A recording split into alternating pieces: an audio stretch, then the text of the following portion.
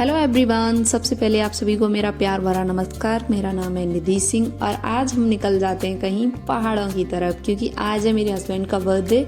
तो हम हस्बैंड के बर्थडे के दिन कहीं मंदिर तो जाते ही हैं और हम पहाड़ों में जा रहे हैं। गैस करो हम कहाँ जा रहे हैं।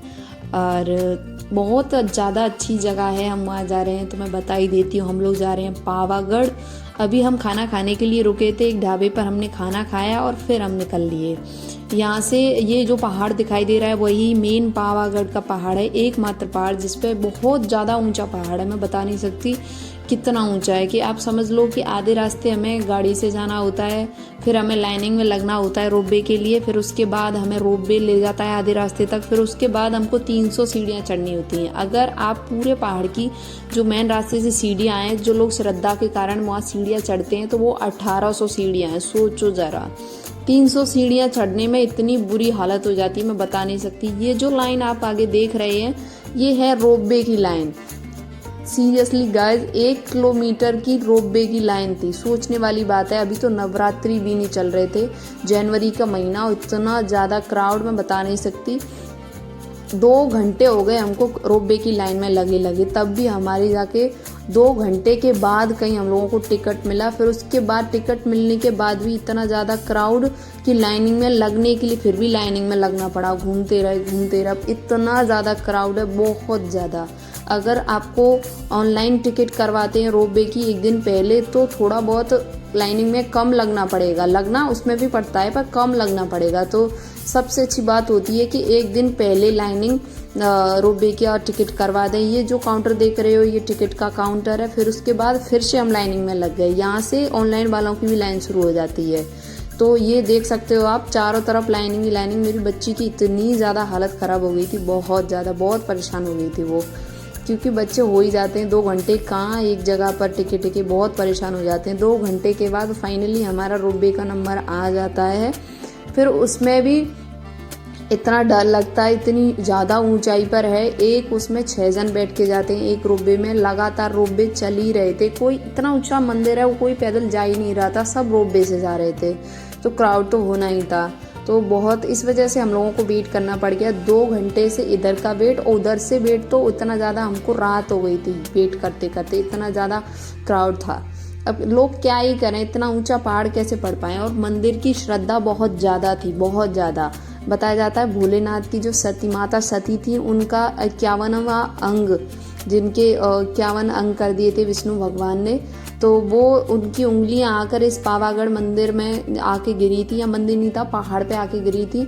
तो इस वजह से यहाँ पर शक्तिपीठ बनाया गया है, महाकाली का मंदिर बनाया गया है इस इतना ऊंचाई पर। गाइस आप देख नहीं सकते कि इतनी थोड़ी सी जगह में इतना भव्य मंदिर बना है। वहाँ पे लाखों लोग चढ़ के जाते हैं। श्रद्धा वाले जो लोग हैं वो 1800 सीढ़ियाँ चढ़ के जाते हैं। हम लोग तो पहली बार ही गए थे और हम लोग तो रोपवे ही से गए थे, पर फिर भी हमको 300 सीढ़ियाँ चढ़नी पड़ी थी, क्योंकि 300 से उससे ऊपर रोपवे नहीं जाता, ना कोई लिफ्ट है ना कुछ है। 300 सीढ़ियाँ तो आपको चढ़नी ही चढ़नी है। अगर रोपवे से नहीं आ रहे तो 1800 सीढ़ियाँ, कुल 1800 सीढ़ियाँ हो जाती हैं। आप नीचे का व्यू देख सकते हो, इतना डेंजरस हो जाता है कि इतना सब कुछ बहुत छोटा दिखा। बहुत ऊंचा पहाड़ है। वहाँ से जाने के बाद हमको नीचे कुछ दिखाई नहीं दे रहा था, धुंधला दिखाई दे रहा था, बहुत ज़्यादा धुंधला। आधे रास्ते तक रोपवे ले जाता है, तब जाके फाइनली हम रोपवे से उतर जाते हैं। फिर उसके बाद बारी आती है हमारी 300 सीढ़ियाँ चढ़ने की। ये लाइन आप साइड में देख रहे होंगे, ये लाइन रोपवे में वापस जाने के लिए लोगों की अभी से लगी हुई थी, इतनी लंबी लाइन। फिर उसके बाद हम लोग 300 सीढ़ियाँ चढ़ने में तो इतनी ज़्यादा परेशान हो गए, इतना ज़्यादा, बहुत ज़्यादा, क्योंकि पहाड़ सीधा पहाड़ है और सीधी ही सीढ़ियाँ हैं। तो पहाड़ पर चढ़ते जाते बहुत ज़्यादा थकान लग जाती। बच्चों का तो बहुत बुरा हाल है। हमने सर्च किया था, पर हमें ऐसा कुछ नहीं पता था कि मतलब रोपवे ऊपर तक नहीं जाता है, 300 सीढ़ियाँ चढ़नी होती हैं, ऐसा कुछ पता ही नहीं चला। पर 300 सीढ़ियाँ तो चढ़नी ही होती हैं, चाहे कोई कैसे भी जाए, कोई भी इंतज़ाम नहीं हुआ।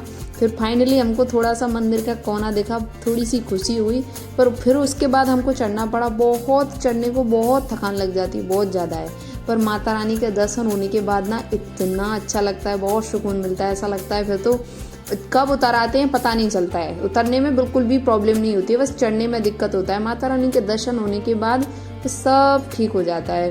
यहाँ पर मेरी बेटी ने पूरी 300 सीढ़ियाँ चढ़ी थी। अब मैं बता नहीं सकती, इतनी छोटी सी बच्ची ने पूरी 300 सीढ़ियाँ चढ़ी और उसने खुद ने ही उतरी। हम लोगों ने उसे बिल्कुल भी गोद में नहीं लिया, वो गोद में आ ही नहीं रही थी। हमें तो ऐसा लगा उसके अंदर माता रानी आ गई है। इतनी सारी सीढ़ियाँ उसने खुद से चढ़ी। फाइनली पहुँचते पहुँचते हम लोगों का मंदिर आ जाता है। बात करते करते, बैठते उठते, ऐसे हर कोई ऐसे नहीं कि डायरेक्टली चल के जा रहा हो, ऐसा हो ही नहीं रहा था। सब लोग बैठते उठते ऐसे जा रहे थे। अब पहुँचते पहुँचते हम लोगों का मेन जो मंदिर था वो आ गया है। वहाँ से देखने पर नीचे का व्यू इतना भयंकर था, बहुत भयंकर, बहुत डरावना, बहुत डर लग रहा था। चारों तरफ खाई खाई दिख रही थी, पानी दिख रहा था। मंदिर में जाने के लिए इतनी ज़्यादा लाइनिंग थी, बहुत सिक्योरिटी, सब कुछ अच्छा था। पहाड़ पे बिल्कुल छोटा सा मंदिर है, बिल्कुल चोटी पे जाकर मंदिर है। ये नहीं कि बहुत सारी जगह में हो, छोटा सा मंदिर है चोटी पे जाके। पर माता रानी का दर्शन करने के बाद ना फिर तो इतना अच्छा लगा, बहुत ज़्यादा, बहुत खुशी हुई। पता नहीं चला हम लोग वापस कब उतर के आ गए। आप आसपास का व्यू देख सकते हो। माता रानी के दर्शन कीजिए और कमेंट में लिखिए जय माता दी।